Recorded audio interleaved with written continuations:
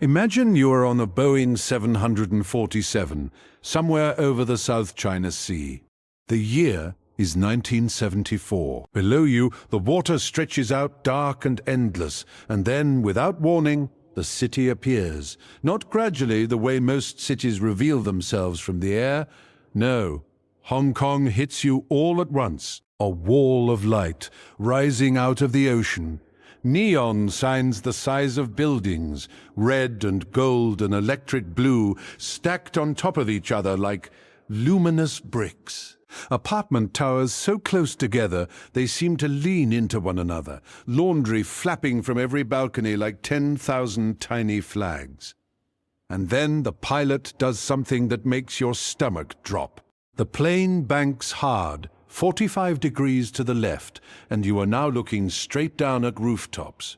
You can see television antennas. You can see people on those rooftops, and they are close enough that you swear they could reach up and touch the belly of the aircraft. This is the approach into Kai Tak Airport, and it is considered one of the most dangerous landings in the world.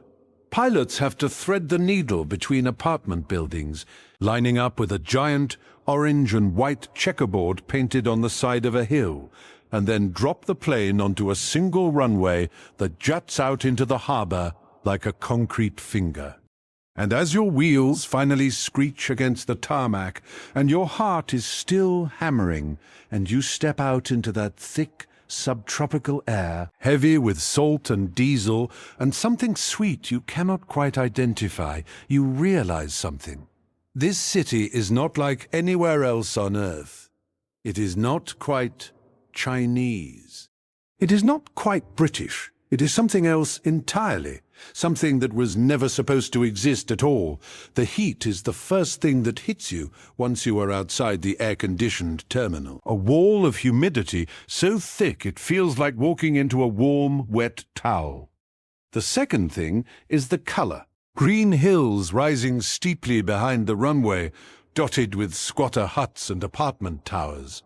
The grey-blue of the harbour, alive with boats stretching out toward Kowloon. And everywhere, the vertical lines of buildings climbing toward a sky that seems permanently hazy, as if the city itself is exhaling. The taxi ride from the airport takes you through streets so narrow that the signs overhead nearly touch across the road. You pass through Kowloon City, where the buildings press in close. And if your driver points to his left, you might catch a glimpse of something that looks like a solid block of concrete rising above the surrounding neighborhood, darker and denser than anything around it, with no windows visible and what appears to be a permanent cloud of steam or smoke hovering above its rooftops. You do not know it yet, but that is the walled city, and we will get there soon enough. Tonight, we are going deep into that world, the Hong Kong of the 1970s. And what I am about to tell you is not the Hong Kong you have seen on postcards or in travel brochures. This is the Hong Kong where firemen would show up to your burning building and refuse to turn on the water until you paid them. And once the fire was out, they would refuse to turn the water off until you paid them again. This is the Hong Kong where a single police sergeant, earning a modest government salary, somehow accumulated the equivalent of millions.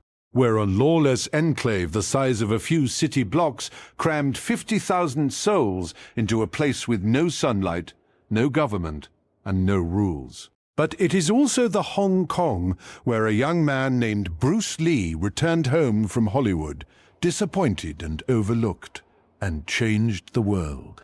Where a new sound called cantopop was born from television drama theme songs and swept across Asia like a fever. Where millions of refugees, arriving with nothing more than the clothes on their backs, built one of the most remarkable cities in human history, one bowl of fishball soup at a time. So close your eyes if you like. Let the day fall away, and let me take you there. To understand what Hong Kong looked like in the 1970s, you first have to understand who was actually living there, and how they got there. Because the Hong Kong of that decade was not some ancient established metropolis, it was, in many ways, a city of survivors. A city of people who had run from something terrible and landed in a place that barely had room for them. It started in the late 1940s. The Chinese Civil War was tearing the mainland apart, and as Mao Zedong's communist forces pushed toward total victory, hundreds of thousands of people began to flee. They came south toward the British colony at the tip of China's coast. They came on foot. They came on boats. They came in waves so large that at one point in the 1950s, as many as 10,000 refugees were arriving in Hong Kong every single month. And they kept coming through the Great Leap Forward when famines swept across China and millions starved. Through the Cultural Revolution of the 1960s, when Mao unleashed the Red Guards. And anyone connected to the old ways, anyone who had owned property or run a business, or simply read the wrong book, was dragged from their home, paraded through the streets, beaten, humiliated, or worse. Between the 1950s and the 1970s, close to 2 million people fled to Hong Kong. And when they arrived, there was almost nowhere to put them. The city was already bursting. By 1971, Hong Kong's population had reached roughly 4 million, packed into a territory that was mostly steep hillsides and water. The colonial government scrambled to build housing, and what they built was not pretty. They threw up enormous concrete towers called resettlement estates. 7-story, H-shaped blocks, grey and identical, lined up in rows like dominoes. Inside, a family of 5 or more would be assigned a single room measuring about 120 square feet. There were no private kitchens. There were no private bathrooms. You cooked your meals in the dim hallway outside your door, hunched over a small kerosene stove, the smoke mixing with the smoke of every other family on the floor. You washed your clothes and your dishes at communal taps in the central corridor, standing in line with your neighbors, everyone trying to get their share of the water before it ran out. And the water, that was perhaps the cruelest part. Hong Kong in those years suffered severe droughts, and the government was forced to ration the water supply with an iron fist. For long stretches, the taps would only run for 4 hours, and not every day. Every 4 days. When the water finally came on, it was like a starting pistol. Entire families would race to fill every bucket, every basin, every pot, every container they could get their hands on. Children would be sent running to the communal taps with buckets too heavy for their arms. And when those 4 hours were up, the taps went dry again, and you had to make what you collected last. But here is the thing about the people who lived through that. They did not collapse under the weight of it. If anything, the hardship seemed to sharpen them. There was a phrase people used back then, and it roughly translates to something like, "If you can survive here, you can survive anywhere." And they believed it, because they were proving it every single day. The woman who had fled Guangdong with nothing, who now sold homemade candies on the street to feed her children, and who would, within a decade, own her own shop. The man who started a garment business in his cramped apartment, cutting fabric on the floor by lamplight, who would eventually run an entire factory. Story after story like this. Not fairy tales, not overnight successes, but slow, grinding, stubborn determination. A whole generation of people who had been told by history that they were worth nothing, and who refused to believe it. And the children of those refugees grew up fast. A 6-year-old in a resettlement estate in Shek Kip Mei or Wong Tai Sin did not have the luxury of a carefree childhood. After school, which many attended in shifts because the buildings were so overcrowded that classes had to run morning and afternoon, children would come home and immediately help the family. Some would carry piecework from the local factories back to the apartment, sitting on the floor assembling plastic flowers or folding paper boxes for a few cents per piece. Others helped their parents at a market stall or a food cart, handling money, cleaning plates, fetching supplies from the shops nearby. Homework was done by the light of a bare bulb, shared with siblings, on whatever flat surface was available, a bed, a stool, sometimes just a piece of cardboard laid across your knees. But the communal spaces of the resettlement estates also created a kind of rough, noisy, wonderful togetherness. The corridors were alive with activity. Neighbors knew each other intimately, sometimes more intimately than they would have liked. You could smell what your neighbor 3 doors down was cooking for dinner. You could hear every argument, every celebration, every crying baby on the floor. Privacy was a foreign concept, but so was loneliness.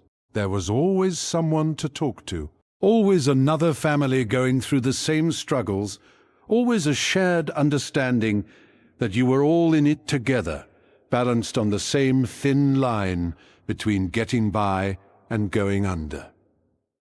The older generation, the ones who had made the crossing from the mainland, carried their trauma quietly. They did not talk about what they had left behind, not to their children and rarely to each other. The beatings during the Cultural Revolution, the relatives who had disappeared, the farmland seized, the businesses destroyed. All of that was folded up and put away somewhere deep inside. What mattered now was forward, always forward. The past was a luxury you could not afford. And it was in the streets that this energy was most alive. If you could somehow drop yourself into the middle of Mong or Sham in 1973, the first thing you would notice is the sound. Not one sound, but 100 sounds layered on top of each other. The clatter of mahjong tiles from an open window somewhere above you, the bark of a vendor shouting the price of his fish, the ding-ding-ding of the tram bell as it pushes slowly through traffic on Hong Kong Island. A radio blaring Cantonese opera from a doorway, children screaming, laughing, chasing each other between the legs of adults. And underneath it all, the low, constant murmur of a city that never, ever stops moving. Getting around the city was an adventure in itself. Crossing Victoria Harbour, which separates Kowloon from Hong Kong Island, was something that thousands of people did every single day, twice a day, as part of their commute. And the way you did it was on the Star Ferry. Those green and white ferries, with their wooden benches and open decks, had been running since the late 19th century. And in the 1970s, they were still the lifeline that held the city together. The fare was almost nothing, just a few cents, and the ride took about 10 minutes. And during those 10 minutes, you were treated to one of the most spectacular urban views on the planet. The skyline of Hong Kong Island rising ahead of you, the hills behind Kowloon fading behind you. Cargo ships and junks and sampans sliding past on either side, their wakes rocking the ferry gently beneath your feet. Commuters would stand at the railing with their briefcases, watching the harbour traffic, lost in thought. Others would sit inside, reading the morning paper, or dozing, letting the engine hum lull them into a brief, blissful nap before the workday began. The cross-harbour tunnel would not open until 1972, and even after it did, many people still preferred the ferry. There was something about it, something calming. A brief pause in the relentless pace of the day, a moment of salt air and open water before you plunged back into the concrete canyons on the other side.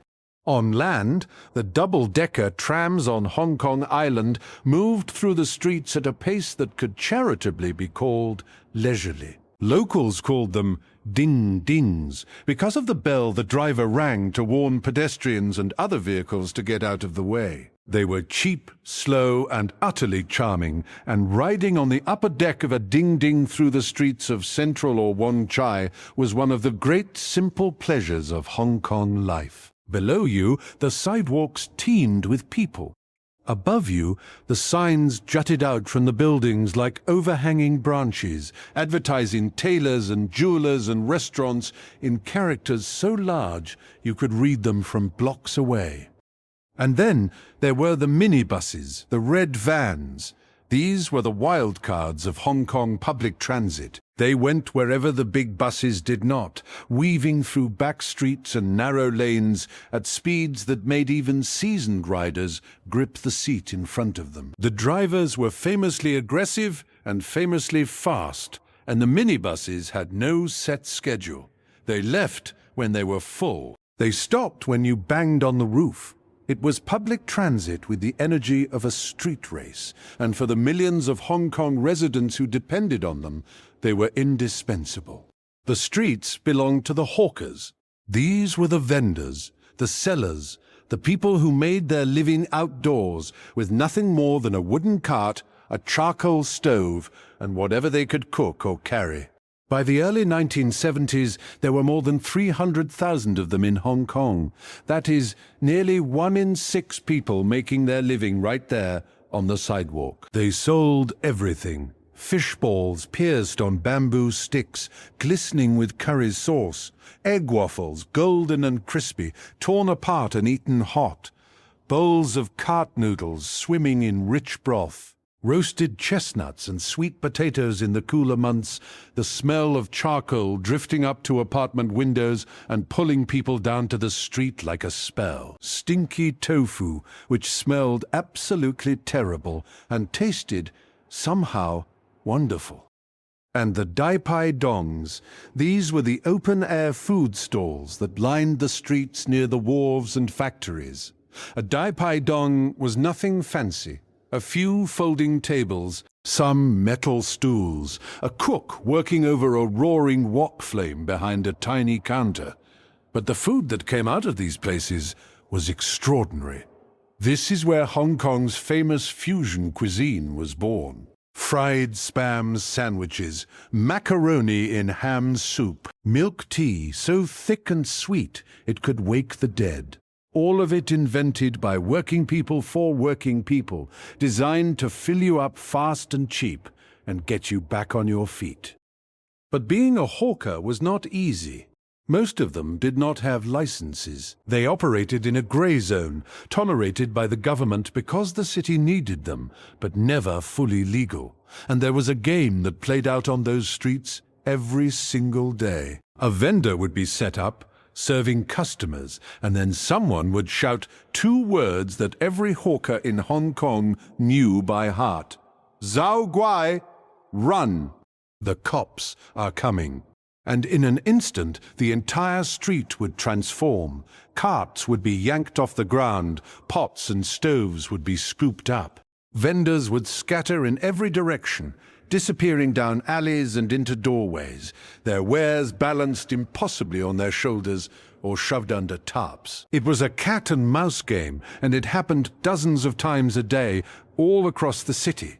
Some vendors paid off the police, a few dollars here and there, what people called tea money, and the officers would conveniently look the other way. Others set up informal scouting systems. One person would keep watch at the end of the street, and the moment a uniform appeared in the distance, the warning would go out. The word guai literally meant ghost, and it referred to the hawker control officers who in the colonial era were often Westerners. The same warning cry could be heard across the border in Macau and in Guangdong province, wherever street vendors lived on the edge of legality. It was a sound as much a part of Hong Kong as the tram bells or the foghorns in the harbour. For the families who ran these stalls, it was a total commitment. The husband might do the cooking, the wife handled the customers and the money. The children, as soon as they were old enough, helped carry supplies, washed bowls, or stood at the corner watching for inspectors. Everything the family had was tied up in that cart and that stove. If the inspectors confiscated your equipment, you were finished. You had no savings to replace it, no insurance to fall back on, no government office that would help you start over. So you ran, and the next day you set up again. because what other choice was there? And there was a rhythm to the streets that changed with the hours. In the early morning, the wet markets opened, and the air filled with the sharp smell of live fish and the sound of cleavers on chopping blocks. Housewives moved through the narrow aisles between stalls, squeezing vegetables to test their freshness, holding fish up to the light to check the clarity of their eyes, bargaining fiercely over the price of a single chicken. Nobody had refrigerators, so you bought what you needed for the morning meal, and then you came back in the afternoon and did it all over again. Shopping for food was not an errand in 1970s Hong Kong. It was a twice-daily ritual, a social event, and for the women who mastered the art of getting the best produce at the lowest price, a genuine source of pride. And woven into the fabric of everyday life were the pawn shops.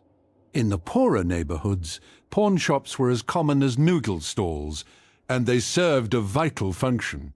When money was tight, which was often, families would pawn their valuables to get through the week. The most common practice was a seasonal one that says everything about how tight household budgets were. In the summer, when the heat was unbearable and blankets were unnecessary, families would pawn their thick winter comforters. The pawn shop would give them a small sum of cash and store the blankets. Then, when the cold winds came in November or December, the family would scrape together enough money to redeem their comforters and bring them home. This cycle, pawn in summer, redeem in winter, repeated year after year for countless households. It was not shameful, it was practical. And the pawn shops, with their tall vertical signs and their dark, cluttered interiors, were as much a part of the Hong Kong streetscape as the neon signs and the double-decker buses.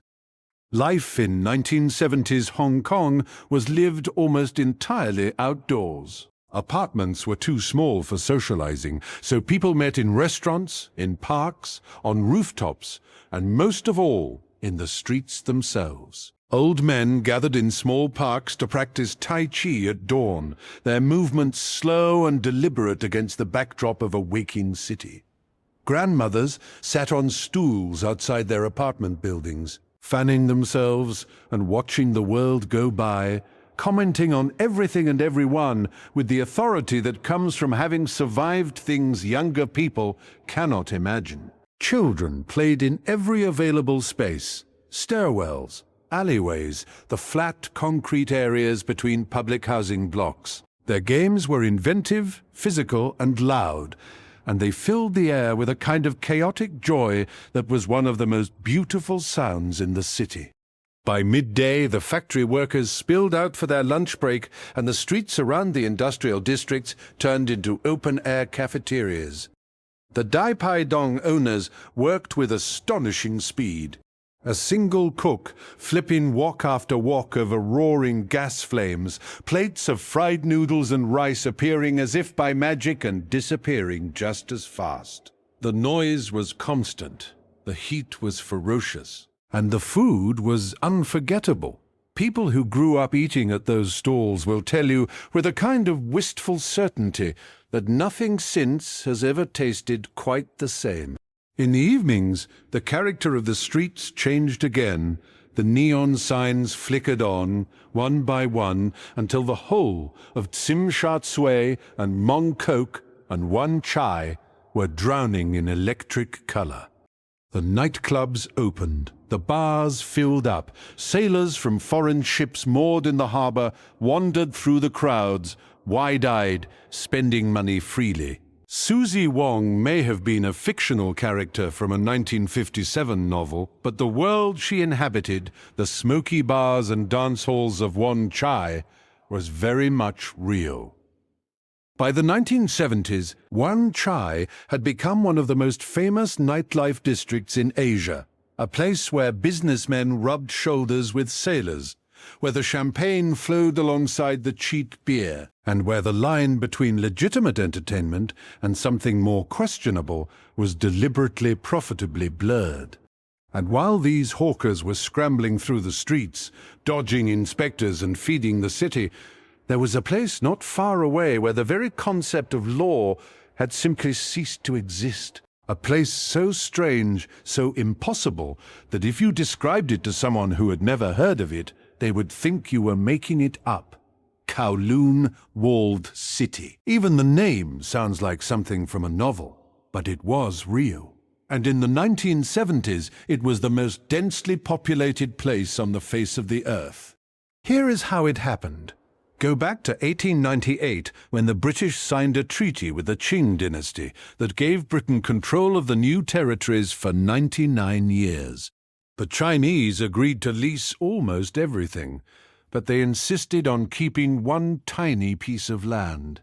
A small walled fort on the Kowloon Peninsula, originally built as a military outpost during the Song dynasty to manage the salt trade. The British, who did not think this little patch of dirt was worth fighting over, agreed, and that decision, made at a table somewhere in the late 19th century, created one of the strangest places in human history. Because what happened is that nobody governed it. The British said it was Chinese territory. The Chinese, especially after the Communist Revolution, had no practical way to administer it. So Kowloon Walled City existed in a kind of legal vacuum, a no-man's land inside one of the most tightly controlled colonial territories on Earth. And nature, as they say, abhors a vacuum. After the Second World War, refugees flooded in. The squatters built shacks. The shacks became buildings. The buildings grew taller. And because there were no building codes, no inspectors, no architects, and no government, those buildings grew in ways that no city planner would ever approve. They grew sideways, connecting to each other with makeshift walkways and bridges. They grew upward, story after story, until they were 14 floors high, which was the maximum allowed. Because any taller, and they would interfere with the flight path of planes landing at Kai Tak Airport right across the street. And they grew inward, filling every gap, every alley, every crevice, until the entire walled city was one single massive interconnected structure. A labyrinth of concrete and wire and dripping pipes, covering just 2.5 hectares, which is about 6.5 acres.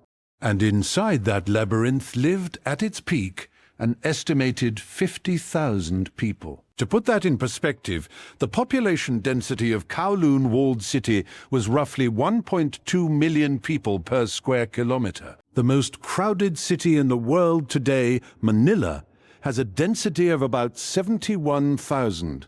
Kowloon Walled City was more than 16 times denser. The residents called it Hak Nam, the City of Darkness.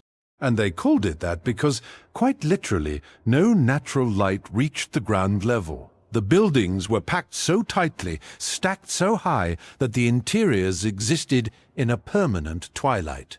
People relied on installed streetlights just to see where they were going 24 hours a day. From the 1950s through the 1970s, the Triads ran the Walled City.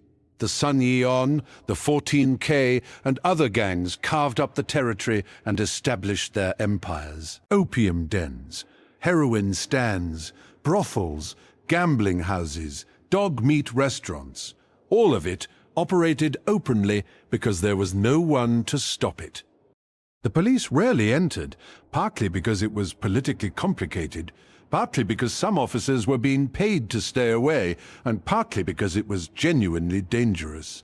The narrow corridors and dead-end passageways were a nightmare for anyone trying to conduct a raid, and the Triads knew every inch of the place. But here is what the sensational stories often leave out. Most of the people living in Kowloon Walled City were not criminals. They were families, working people who lived there because it was cheap, because there was no rent to speak of, no taxes, and no government bureaucracy to navigate.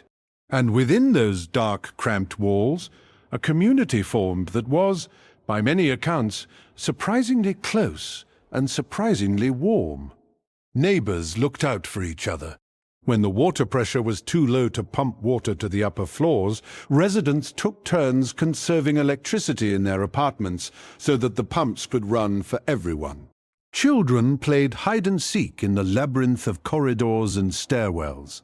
On the rooftops, there was actually sunlight, and residents would gather up there to fly kites. Children would send their kites so high that they could almost scrape the bellies of the airliners descending into Kai Tak just across the way. There were rooftop pigeon races, with men shouting and waving flags as their birds circled overhead.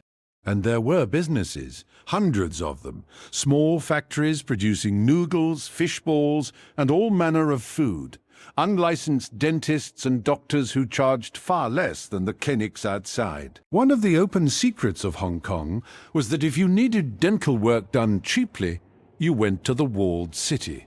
The dentists there were not licensed, no, but many of them had been trained in China before fleeing south, and they were, by most accounts, perfectly competent. They just could not afford to go through the colonial licensing process, so they set up shop in the Walled City where no one asked for paperwork, and they treated thousands of patients over the years.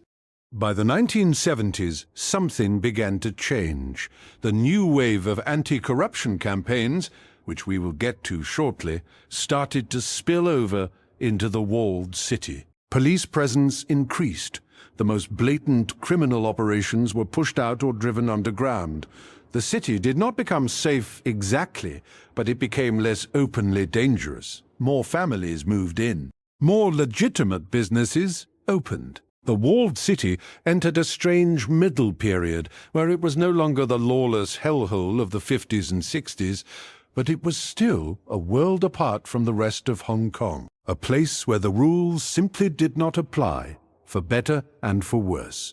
If you had walked into the Walled City in, say, 1975, here is what you would have experienced. First, the entrance. There was no gate, no checkpoint, no sign. Just a gap between buildings, a narrow opening barely wide enough for two people to pass side by side. And then, immediately, the light changed. The sky disappeared above you as the buildings closed in overhead, connected by bridges and walkways and pipes that blocked out the sun. The air was thick, humid. It smelled of cooking oil and standing water, and something metallic you could not identify. The floor beneath your feet was wet. It was always wet. Somewhere above you, water was leaking from pipes that had been jury-rigged through the structure by residents who had tapped illegally into Hong Kong's mains. The electricity worked the same way. Power lines were spliced and rerouted through such a tangled web of wires that the ceilings of the lower floors looked like they were wrapped in black spaghetti. Short circuits were common. Fires were a constant fear. But you kept walking, and the deeper you went, the more you realized that this was not chaos. It was order, a different kind of order, invented by the people who lived there, shaped by their needs, and enforced by nothing more than mutual agreement and common sense. The noodle shop on the second floor had been there for 20 years. Everyone knew the owner. The dentist on the fourth floor had a waiting room the size of a closet, but his regulars swore by him. The woman at the end of the corridor, who made fish balls by hand every morning, had customers who came from outside the Walled City specifically to buy from her because hers were the best in Kowloon. Residents paid rent to whoever claimed to own the building, which was itself a complicated affair because there were no legal property records. An informal registry was maintained by the Kaifeng Welfare Promotion Association, a kind of community organization that served as the closest thing the Walled City had to a local government. They witnessed property transactions, settled disputes, and organized services. When the government water supply was inadequate, locals dug their own wells. When the plumbing failed, which was often, they fixed it themselves. When there was a fire, they put it out themselves. The outside world saw the Walled City as a slum, a disgrace, a place to be feared and avoided. The people inside saw it as home. Now, I mentioned corruption a moment ago, And I want you to understand just how deeply it had burrowed into the bones of this city. Because in 1970s Hong Kong, corruption was not some occasional scandal. It was not a few bad apples. It was the system. It was how things worked. It was the air people breathed. Every single government department operated on bribes. If you needed a driver's license, you paid. If you wanted your passport processed, you paid. If your building needed a fire inspection, you paid. The firefighters were perhaps the most brazen example. They were known to charge two separate fees. The first was the fee to turn on the water and put out your fire, and the second, after the fire was extinguished, was the fee to turn the water off and stop flooding your home or business. If you did not pay, they would stand there and watch. Nurses in hospitals expected small gifts, what people called tea money, before they would give you proper care. Government clerks would slow your paperwork to a crawl unless you greased the wheels. But nowhere was the corruption more spectacular, more systemic, or more damaging than in the police force. By the early 1970s, the Hong Kong police force had become, essentially, a parallel criminal enterprise. The rank-and-file officers were poorly paid, poorly trained, and poorly supervised. Many of them came from the same lower-class neighborhoods as the Triad members they were supposed to be policing. They had grown up together, gone to the same schools. In some cases, police officers had actually been members of Triad societies during their teenage years, long before they ever put on a uniform. And so, the relationships were already in place. Here is how it worked. A Triad gang would control the illegal activities in a particular district: the gambling, the drugs, the prostitution, the protection rackets. The local police officers, rather than shutting these operations down, would negotiate a price. In exchange for regular payments, the officers would tip the Triads off about upcoming raids, give them advance warning of any crackdowns, and conveniently look the other way when illegal activity was happening right under their noses. The money flowed upward. The beat cop took his cut. His sergeant took a larger cut. The inspector above him took more. And at the very top of these corruption pyramids sat the Chinese detective superintendents, men who had mastered the art of collecting bribes the way others mastered accounting or engineering. These men became legends in the worst possible sense. They accumulated wealth that was almost incomprehensible for government employees. One case, which the ICAC would later investigate, involved a detective sergeant who had been with the police force for over 2 decades. He had been assigned to some of the most densely populated, vice-ridden districts in Hong Kong: Wan Chai, Sham Shui Po, Wong Tai Sin, Yao Ma Te. All of them places where the Triads ran gambling dens and drug operations openly, and where they were more than willing to pay for police protection.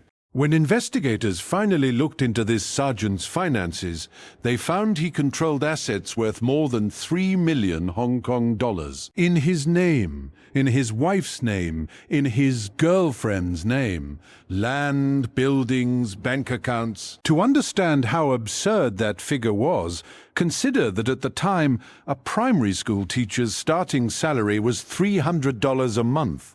A roast pigeon cost $5.50. A large shop in Happy Valley could be bought for $120,000. After accounting for his family's living expenses and his children's school fees, this sergeant should have been able to save, at most, $140 per month.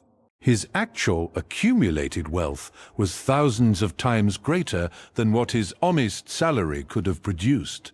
And this man, as shocking as his case was, represented just one small piece of a much larger picture. The corruption in Hong Kong's police force during this period was not a matter of individual greed. It was an organized system with its own hierarchy, its own rules, and its own enforcement mechanisms. In some districts, there were established franchises where the collection and distribution of bribes was managed as efficiently as any legitimate business.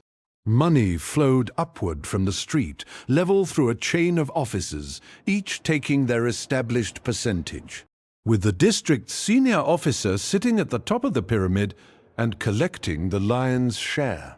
The amounts were staggering. When investigators would later piece together the financial trails, they found that some of the wealthiest Chinese detective superintendents had accumulated fortunes that rivaled those of successful businessmen. They owned multiple properties. They had bank accounts in Hong Kong, in Taiwan, in Southeast Asia. Their wives wore gold jewelry, and their children attended the best schools. And everyone knew. The rank-and-file officers knew, the government knew, the public knew. It was the worst-kept secret in the colony. But for years, nobody could do anything about it, because the institution responsible for fighting crime was itself the biggest criminal enterprise in the territory. The system was so deeply embedded that it had developed its own culture and its own language. Officers spoke openly about shoe money and snake money and various other euphemisms for the bribes they collected.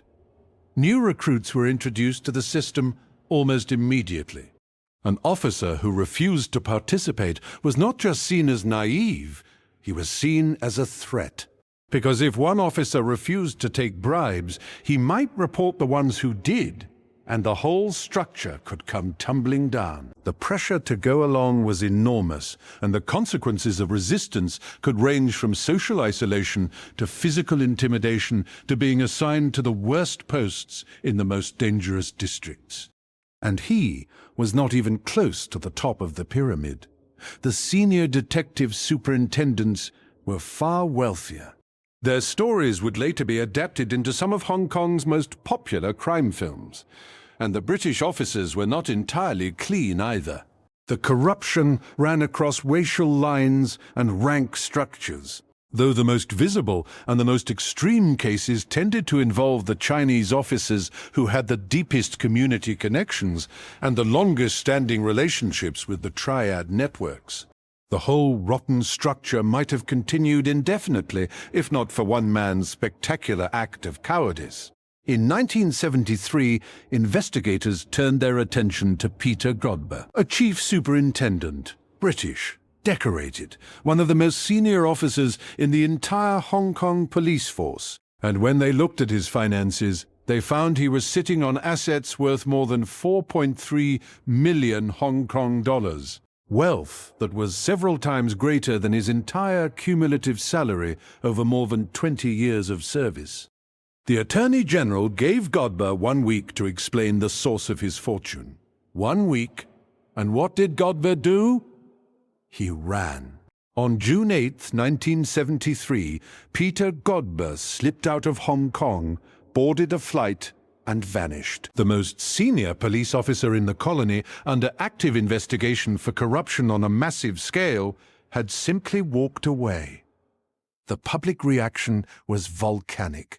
People were furious. Not just because Godber was corrupt. Everyone knew the police were corrupt. What enraged people was the sheer arrogance of it. The idea that a man at the very top of the system could accumulate a fortune through bribery and then, when caught, simply stroll out of the territory with no consequences. Protests erupted across Hong Kong. Crowds marched through the streets with a single war cry that echoed off the concrete towers. Fight corruption, catch Godber. It was a turning point, not just politically, but psychologically. For years, the people of Hong Kong had accepted corruption as a fact of life, the same way they accepted the humidity or the typhoons. It was unpleasant, but it was just how things were. Godber's escape shattered that resignation. Suddenly, the anger that had been simmering beneath the surface for decades boiled over. People who had never protested anything in their lives were out in the streets shouting, demanding accountability. Factory workers, shopkeepers, students, housewives. The message was clear: enough. We have had enough. A senior judge named Alistair Blair Kerr was appointed to investigate how Godber had managed to escape. His findings were damning. In his second report, Blair Kerr argued that the public would never believe the government was serious about fighting corruption unless the anti-corruption office was separated entirely from the police. The police could not investigate themselves. It had never worked, and it never would. Something new was needed, something independent, something with teeth. The colonial government knew it had to act. Governor Murray MacLehose, a diplomat by training who had arrived in Hong Kong in 1971 with ambitious plans for reform, saw his moment. In October 1973, he stood before the Legislative Council and delivered a speech that would change Hong Kong forever. He called for the creation of a new organization, independent of the police, with the sole purpose of eradicating corruption. I think the situation calls for an organization led by men of high rank and status, which can devote its whole time to the eradication of this evil, he told the legislators. In February 1974, the Independent Commission Against Corruption was born, the ICAC. And from its very first day, it operated with a ferocity that no one in Hong Kong had ever seen from a government body. Key positions were staffed by people recruited from outside Hong Kong. Often police officers on loan from Britain, people who had no ties to the local community, no friendships with the people they were investigating, no debts to repay. They were given extraordinary powers of surveillance and investigation, and they used them. The ICAC's first target was Godber himself. In early 1975, Godber was extradited from England to stand trial. He was charged with conspiracy and accepting bribes, found guilty on both counts, sentenced to 4 years in prison. The message was unmistakable. But it was what happened next that truly shook Hong Kong to its core. The ICAC did not stop with Godber. They launched raid after raid on police stations throughout the colony. Officers were pulled from their posts and brought in for questioning. Files were seized. Bank accounts were frozen.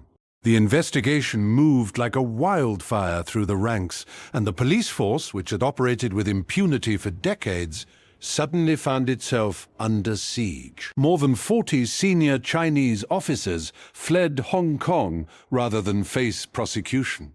They ran to Taiwan, which had no extradition treaty with the colony, and they took more than 80 million Hong Kong dollars with them. The rank-and-file officers were terrified. Not just the corrupt ones, everyone. Because the ICAC's powers were so broad and their investigations so aggressive that even officers who had done nothing wrong feared being swept up in the dragnet. Tensions escalated throughout 1977. And in October of that year, something unprecedented happened. Junior police officers, hundreds of them, stormed the ICAC headquarters. It was not quite a mutiny, but it was close. The police, the people charged with maintaining order in Hong Kong, were now openly confronting the people charged with cleaning up the police. Officers marched on the ICAC offices near Admiralty, their faces twisted with anger and fear, and for a few terrifying hours, it seemed as though the entire law enforcement structure of the colony might tear itself apart. Some officers attempted to physically overrun the building. The ICAC staff inside barricaded doors and waited for the storm to pass. The whole city held its breath. If the police and the ICAC went to war with each other, who would keep the peace? Who would protect ordinary citizens? The Triads, watching from the sidelines, must have hardly believed their luck. The two institutions that posed the greatest threat to their operations were at each other's throats. Governor MacLehose faced an impossible choice. Push too hard, and the police force could collapse entirely. Back down, and the ICAC's credibility would be destroyed. He chose a middle path that satisfied no one entirely, but prevented a catastrophe. He issued a partial amnesty. Officers who had committed corrupt acts before a certain date would not be prosecuted. But the amnesty did not extend to the senior officers, the detective superintendents who had fled. And critically, it did not slow the ICAC's work going forward. The message was clear: the past would be partially forgiven, the future would not. And it worked, slowly, painfully. Over the course of the late 1970s, the ICAC dismantled the corruption networks that had strangled Hong Kong for generations. New procedures were put in place. Police salaries were dramatically increased, removing one of the key incentives for taking bribes. Officers were retrained, resupervised, and held to standards that would have been unthinkable just a few years earlier. By the end of the decade, Hong Kong was well on its way to becoming one of the least corrupt cities in the world. A transformation so complete that it still ranks as one of the most remarkable anti-corruption success stories in modern history. The ripple effects went beyond the police force. Once the ICAC demonstrated that corruption would be punished, the culture of bribery that had infected every level of government began to wither. The firemen who used to charge for turning on the water stopped charging. The clerks who used to slow down your paperwork unless you slipped them an envelope started processing applications on time. The nurses who expected tea money before treating patients began doing their jobs without an outstretched hand. It did not happen overnight, and it did not happen everywhere at once, but the direction was unmistakable. Hong Kong was cleaning itself up. And for ordinary people, the change was transformative. For the first time in living memory, you could interact with the government and expect to be treated fairly. You could report a crime and trust that the officer taking your statement was not also on a Triad payroll. You could send your child to a government school and know that the admission process was based on merit, not on the size of the gift you left on the headmaster's desk. It is hard to overstate how much this mattered. In a city built by refugees, in a city where trust in authority had been battered by decades of colonial indifference and institutional corruption, the ICAC gave people something they had almost given up on. It gave them faith that the system could work, that the rules could apply to everyone, not just the people too poor or too honest to buy their way out. And that faith, that fragile, hard-won faith, became one of the foundations of the modern Hong Kong that would emerge in the decades to come. But while the ICAC was waging its war against graft, something else was happening in Hong Kong. Something that had nothing to do with politics or crime. Something that began with a young man walking off a plane at Kai Tak Airport in 1971, disappointed by Hollywood, unsure of his future, and carrying within him a talent that would soon captivate the entire planet. Bruce Lee was born in San Francisco in 1940, the son of a Cantonese opera star.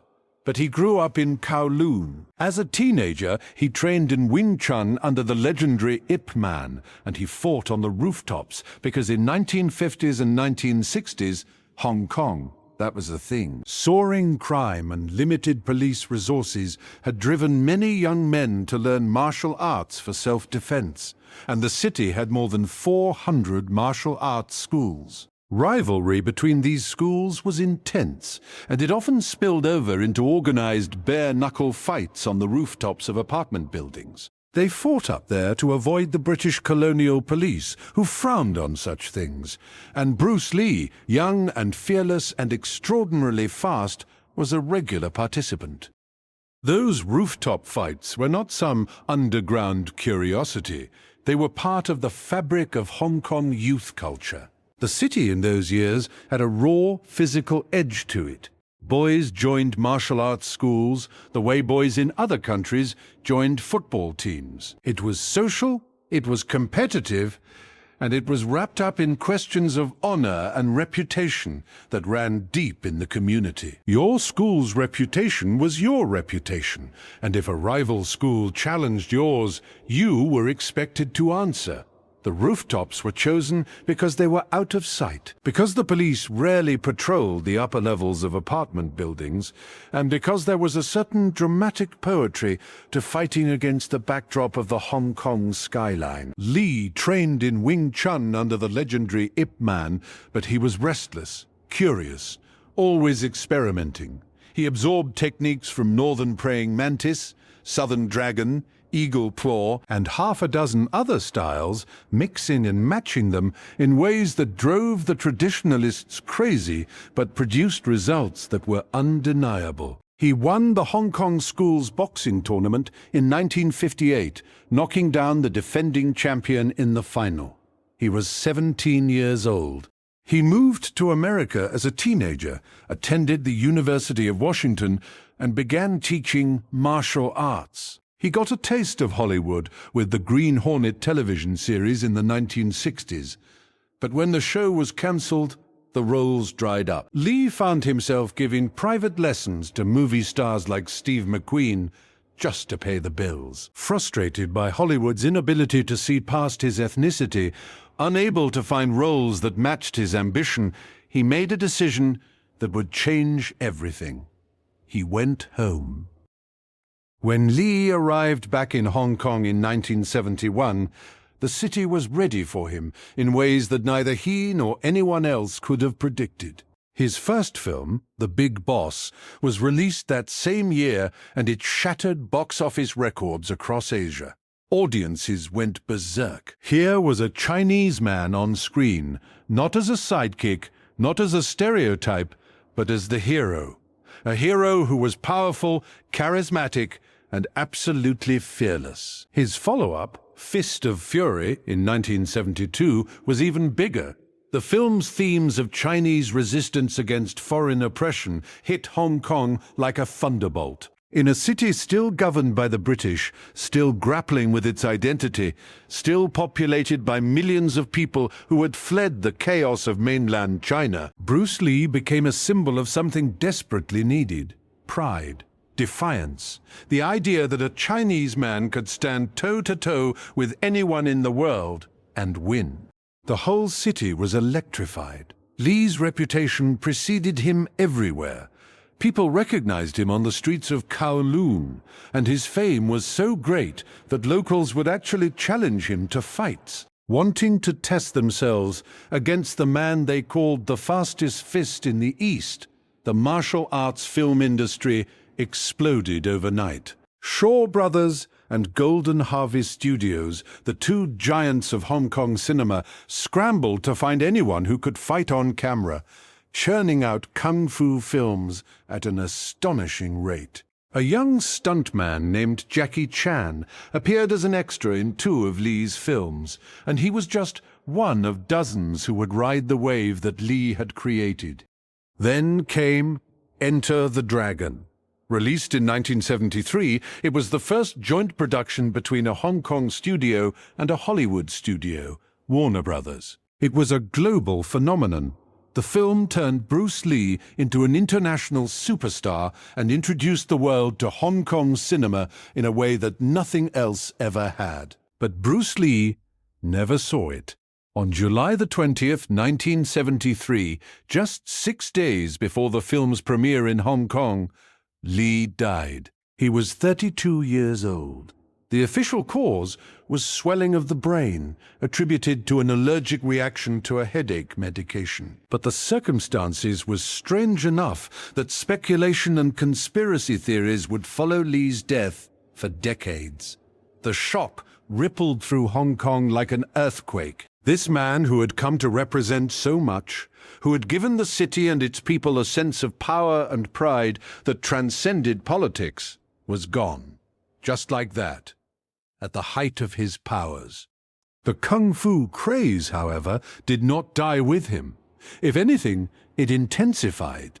Hong Kong's film industry became one of the most prolific in the world, pumping out martial arts movies, comedies, crime dramas, and everything in between. Shaw Brothers Studios, which had been the dominant force in Hong Kong cinema for decades, operated like a Hollywood factory system, maintaining a stable of actors, directors, and crew who churned out films at a relentless pace. Their rival, Golden Harvest, founded by Raymond Chow, had been the studio that gave Bruce Lee his chance, and after Lee's death, they became the home for the next generation of martial arts talent. The impact of Lee's films went far beyond entertainment. For the people of Hong Kong, watching Bruce Lee on screen was a cathartic experience. Here was a colony where Chinese people were governed by the British, where the best jobs often went to expatriates, where the legal system operated in a language most residents did not speak, and where the very identity of the city was defined by its status as someone else's possession. And then Bruce Lee appeared, and on that screen, a Chinese man was strong. A Chinese man was unbeatable. A Chinese man looked his oppressor in the eye and did not flinch. The audiences roared, they wept, they came back again and again, not just for the action, but for the feeling it gave them. The feeling that they mattered, that their story mattered. In 1973, the James Bond film The Man with the Golden Gun was filmed partly in Hong Kong, and it featured the wreck of the SS Seawise University, which was actually the famous Cunard ocean liner RMS Queen Elizabeth that had burned and sunk in Victoria Harbour in 1972. The image of a burnt-out luxury liner sitting in the harbour with the glittering skyline behind it was almost too perfect a metaphor for the city itself. Old empires collapsing, new ones rising, everything in transition, everything in motion. By the mid-1970s, a comedian named Michael Hui was creating films that captured the absurdities and frustrations of everyday Hong Kong life with such precision that his 1976 film, The Private Eyes, is still considered the all-time box office champion of Hong Kong cinema when adjusted for inflation. And from the ashes of Bruce Lee's tragically short career, new stars would rise. Jackie Chan, Sammo Hung, an entire generation of performers who owed their opportunity to the man who had kicked the door open. But film was only half the story. The other revolution happening in 1970s Hong Kong was playing out on a much smaller screen, the television. When Television Broadcasts Limited, better known as TVB, had launched in 1967, it set off a cultural transformation that was still gaining momentum through the 70s. By the middle of the decade, television had become the single most powerful cultural force in Hong Kong, and the numbers were staggering. Before TVB, entertainment in Hong Kong was fragmented. You went to the cinema if you could afford it.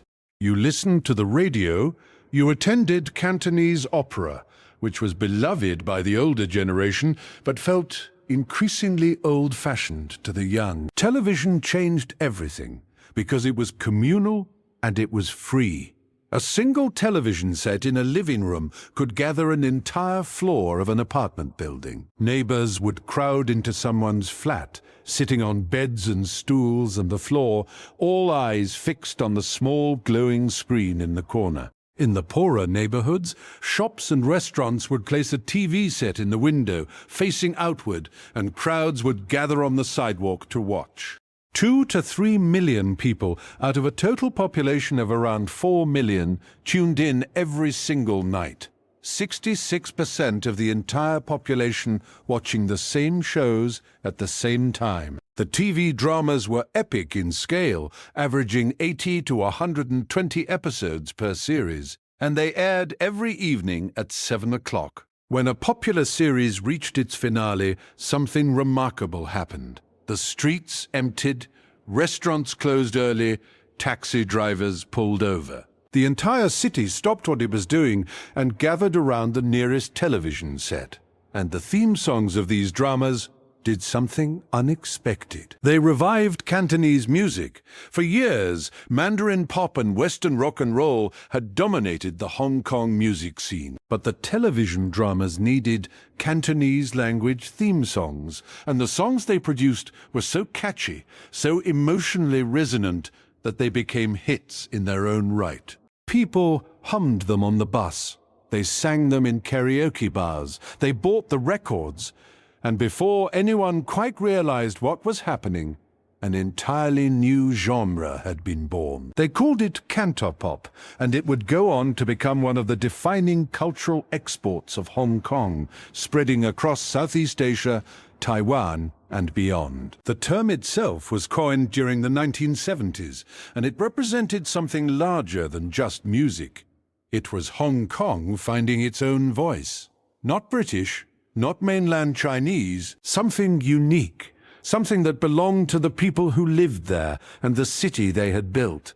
Think about what that meant for a moment. For over a century, Hong Kong had existed in a kind of cultural limbo. The British ran the government, spoke English in the courts and in official business, and generally treated the Chinese majority as subjects rather than partners. Mainland China, meanwhile, was in turmoil, going through convulsions that made it impossible for Hong Kong's residents to look northward for a sense of cultural identity. So for decades, Hong Kong had been a city without a clear sense of who it was.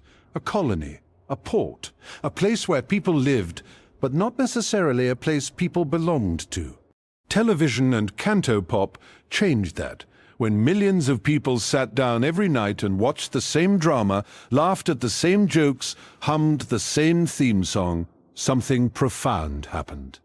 A shared culture was forming, a collective identity built not from government policy or political ideology, but from stories and songs and the simple act of sitting together in front of a glowing screen. The characters in those dramas spoke Cantonese, lived in apartments that looked like the viewers' apartments, dealt with problems that felt familiar. For the first time, Hong Kong was telling its own stories to itself in its own language, and it was doing it beautifully. The news programs were equally transformative. The 1970s were the first decade in which Hong Kong had daily televised news broadcasts, and they quickly became among the most watched programs in the territory. For a population that had long felt disconnected from the decisions being made about their lives, seeing events reported on screen, seeing protesters marching, seeing the ICAC raiding police stations, seeing the stock market numbers in real time, created a new sense of engagement. People talked about what they had seen on the news. They formed opinions. They argued with their neighbors. Television did not just entertain Hong Kong in the 1970s. It politicized it in the best sense of that word. It made people feel like participants in their own city's story rather than passive observers. Meanwhile, the city itself was caught in a fascinating collision of cultures. Western artists like Elvis Presley and the Beatles were getting heavy rotation on Hong Kong radio stations. Japanese products were flooding the market, from super robot toys to consumer electronics. Young people on the streets of Tsim Sha Tsui were mixing Western fashion with local style, creating looks that belonged to no particular tradition, but felt distinctly Hong Kong. The city was becoming a cultural crossroads unlike anything the world had seen, a place where East and West did not just coexist, but merged and remixed and produced something entirely new. Walk through the streets of Tsim Sha Tsui on a Saturday afternoon in 1976, and you would see this fusion everywhere.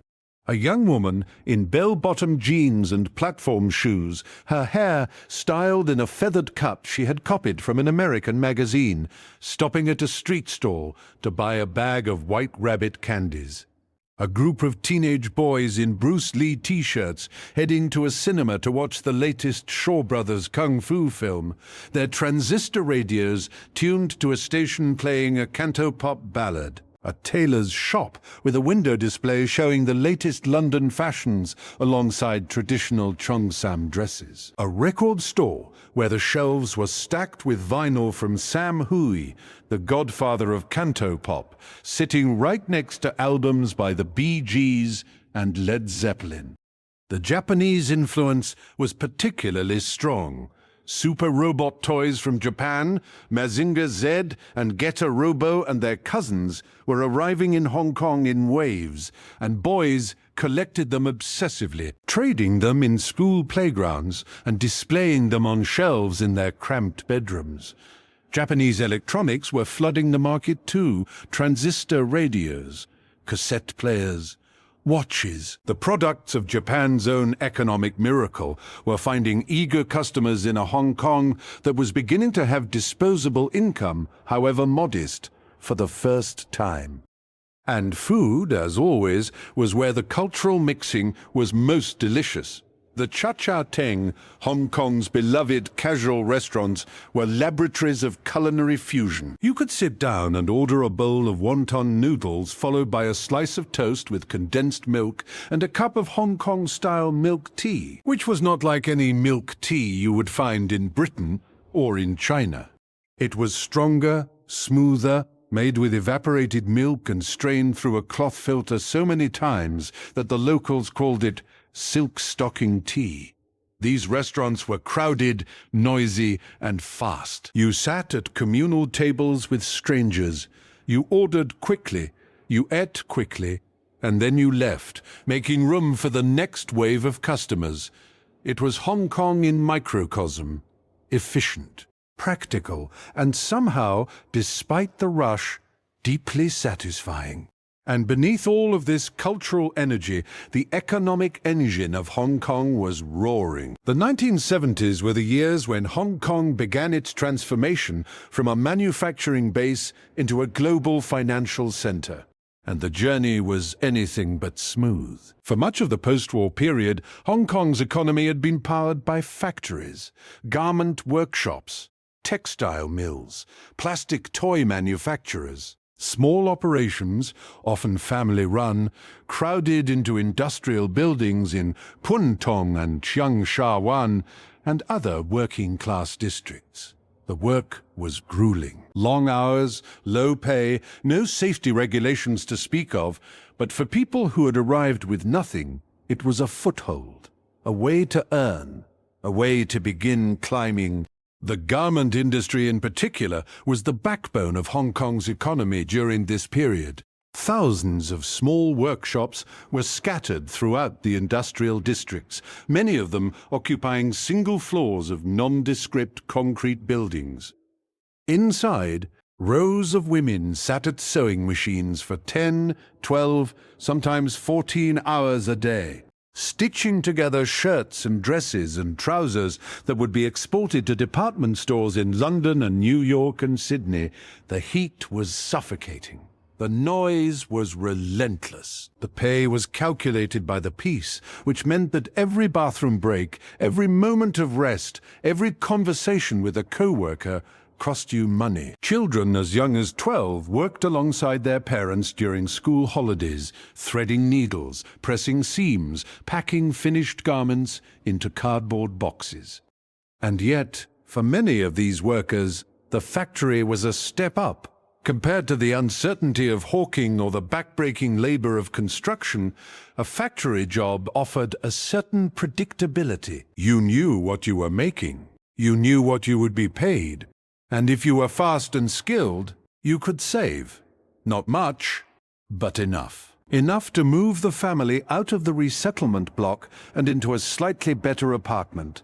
Enough to pay for English lessons for your eldest child. Enough to imagine, however faintly, a future that was better than today. By the early 1970s, confidence was high and the Hong Kong stock market began to attract attention.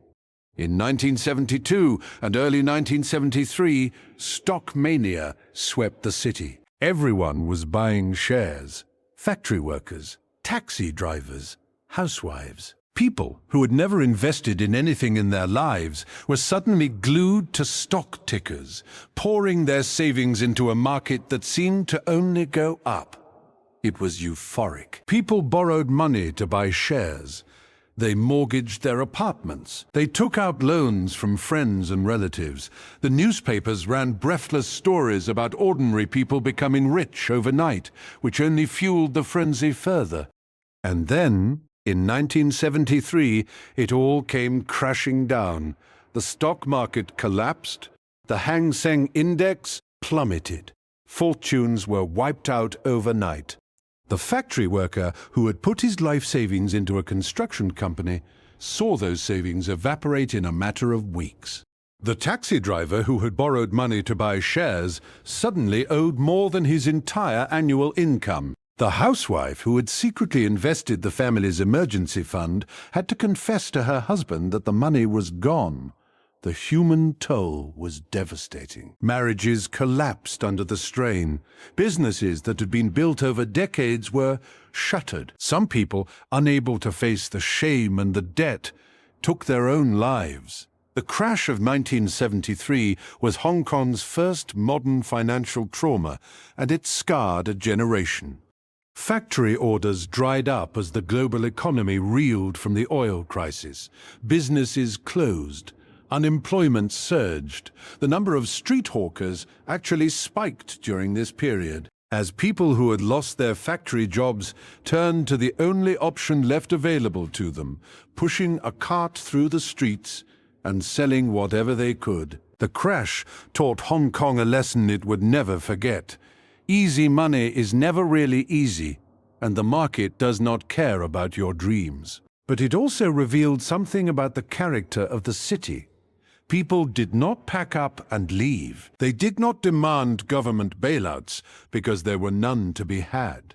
They picked themselves up, dusted off the debris of their failed investments, and went back to work. The same stubborn resilience that had carried the refugees through their first desperate years in the colony now carried a battered generation through a financial catastrophe. Within a few years, the economy was growing again. The factories reopened. New industries emerged. And the people who had lost everything in the crash became, in many cases, the shrewdest and most conservative investors in Hong Kong's next wave of prosperity. They had learned the hard way, and they never forgot. But Hong Kong did not stay down. Governor McClurhose, the same man who had created the ICAC, was also pushing through a sweeping set of social reforms that would reshape the city's foundation. In 1971, the government introduced 6 years of free compulsory education, and by 1978, that had been expanded to 9 years. Companies were looking for educated employees to handle increasingly complex work, and the investment in education started paying off almost immediately. The 10-year housing scheme was launched to end squatting and slum living and provide adequate housing for the growing population. Major hospitals were built. Social welfare programs were introduced, including allowances for the elderly, the disabled, and job seekers. And in a change that carried enormous symbolic weight, Chinese was officially adopted as a co-official language alongside English. For a colony where the government had operated almost exclusively in English for over a century, this was not a small thing. It was an acknowledgement that the people of Hong Kong, the Chinese-speaking majority who had built the city with their labor and their sacrifice, deserved to be addressed in their own language. The housing that was built during this period was not luxurious by any means, but it was a dramatic improvement over the squatter camps and resettlement blocks of the previous decades. New public housing estates rose across the new territories and on the outskirts of Kowloon. They had proper kitchens, private bathrooms, running water that came on every day, not every 4 days. For families who had spent years cooking in hallways and sharing communal taps with 100 neighbors, moving into one of these apartments felt like stepping into a different world. The estates were arranged around communal areas with playgrounds and small shops. And while they were still crowded, still noisy, still far from perfect, they represented progress. Tangible, measurable, life-changing progress. The healthcare system underwent a similar overhaul. New hospitals were constructed across the territory, including Queen Elizabeth Hospital, Princess Margaret Hospital, and Prince of Wales Hospital. Facilities that would serve millions of residents and dramatically improve health outcomes for a population that had long relied on unlicensed practitioners and traditional remedies. The irony was not lost on anyone that the same decade which saw the ICAC dismantling corruption was also the decade when Hong Kong's government was investing more in its people than it ever had before, as if the two things were connected. As if, once you stopped the money from disappearing into the pockets of crooked officials, there was suddenly enough left over to actually build something worthwhile. But even as these reforms were improving daily life, a shadow was gathering on the horizon. The new territories, that vast stretch of land that Britain had leased from China in 1898, had a lease that was ticking down. It would expire in 1997. And as the 1970s progressed, Governor MacLehose began making quiet trips to Beijing to discuss the future. What would happen when the lease ran out? Would Britain hand everything back? Would China let Hong Kong continue as it was? Nobody had answers yet, but the questions were starting to be whispered in the corridors of power and at dinner tables across the city. For the average person on the streets of Mong or Central, the 1997 question felt distant, almost abstract. 20 years might as well have been 200 years when you were working 12-hour shifts in a garment factory and raising 3 children in a 2-bedroom flat. But for the bankers, the politicians, the property developers, the business owners, 1997 was already casting a long shadow. Investment decisions were being made with one eye on the calendar. Families with the means to do so began quietly exploring options abroad, applying for passports in Canada, Australia, the United Kingdom, not leaving yet, not exactly, but making sure the door was open just in case. The Diaoyutai Islands dispute added another layer of political tension. In 1970, the American government had returned sovereignty of the Ryukyu Islands and the Diaoyutai Islands to Japan, a move that infuriated Chinese nationalists everywhere. In Hong Kong, the Federation of Students organized a protest at Victoria Park in Causeway Bay on July 7, 1971. The colonial police, still haunted by the violent riots of 1967, tried to prevent the gathering. The confrontation turned ugly. Officers used unnecessary force. Students were arrested. And for a generation of young Hong Kong residents, it was a wake-up call. The first taste of political activism. The first hint that this city, which had been so focused on survival and economic growth, might also have something to say about justice and sovereignty and the right to raise your voice. That thread of activism would continue to weave through the decade, sometimes visibly, often not. Student groups published radical magazines and shot experimental films documenting the inequalities they saw around them. Intellectuals debated Hong Kong's identity and its future in coffee shops and campus lecture halls. Workers in the factories began to organize, pushing back against conditions that had been accepted without complaint for years. None of these movements were large enough to dominate the headlines, but they were there, growing quietly like roots beneath the pavement, and they would matter enormously in the decades to come. There was also a darker undercurrent running through the 1970s that is worth acknowledging. For all its energy and optimism, Hong Kong could be a brutal place. The gap between rich and poor was enormous and growing. The Taipans, the wealthy business families who controlled the property market and the major corporations, lived in mansions on the peak with sweeping views of the harbour, served by domestic staff chauffeured in luxury cars. Down below, in the humid corridors of the resettlement estates and the cramped back rooms of illegal factories, people worked themselves to exhaustion for wages that barely covered their rent. Child labour was common, though no one called it that. Workplace injuries were frequent and unreported. Women in the garment factories breathed in textile dust for years and developed lung conditions that would haunt them for the rest of their lives. The government was improving things, yes, but the improvement was slow, and for many people it could not come fast enough. And then there were the typhoons.